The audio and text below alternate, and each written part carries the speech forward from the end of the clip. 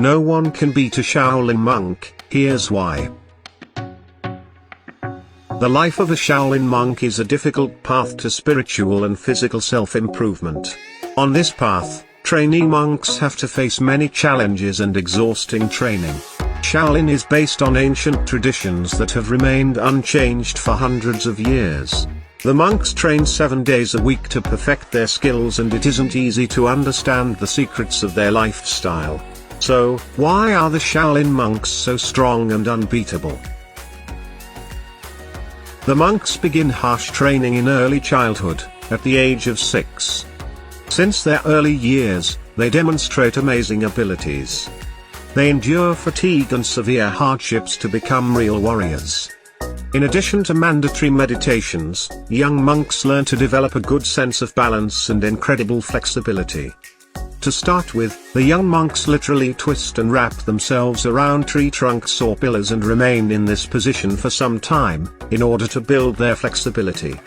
According to their master, such exercises teach them to endure any hardship in life and learn the intricacies of martial arts.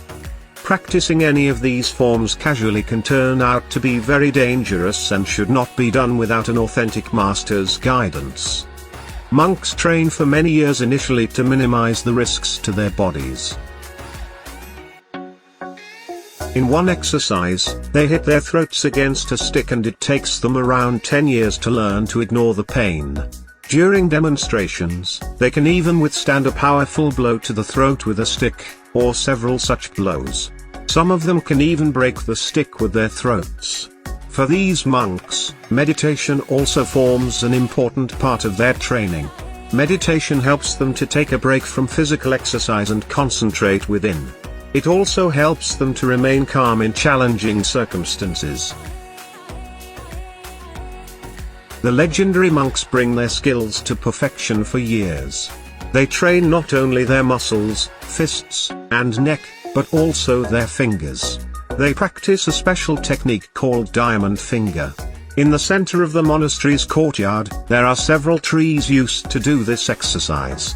After years of rigorous training, the finger literally becomes as strong as a tree branch. If the monks strike at an object with just their finger, it leaves a print on it. They can even punch through steel sheets and their fingers become strong as iron. Training involves balancing your body on just the fingers and undergoing other enduring exercises. The Shaolin monks also use the stairs in the monastery for training. They climb down on all fours amazingly fast and somehow manage to keep their balance while at it. Breaking glass with bare hands? Difficult and dangerous if tried anywhere.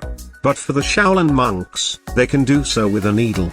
Just one tiny crack can make glass incredibly fragile, and that's what they do. They throw the needle with great strength and speed while trying not to bend it. As soon as the rigid needle hits the glass, it creates a deep crack, and it breaks. Shaolin consists of another technique called the iron palm, and it was one of the 72 arts of the Shaolin temple. The method was created to allow the monks to deliver strong blows without the risk of any injuries. The iron palm technique involves strengthening the limbs by training tendons and ligaments from the shoulders to the tips of the fingers. Monks hit hard objects which are sewn into fabric or leather bags. Sometimes, they use medium-sized pebbles. However, it poses many risks and masters try not to practice it for a long time. Many other Shaolin exercises look quite intimidating, and one of them is called the iron shirt. The monks, after years and years of practice, can lie on sharp objects as if it doesn't bother them at all. How do they do it? It's quite difficult to say. Some argue that it's a trick achieved by years of training. Many others believe that years of dedication actually allows them to gain superhuman powers.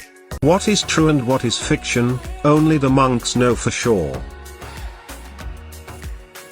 Another skill called the monk's pillar includes rigorous leg training and full body control.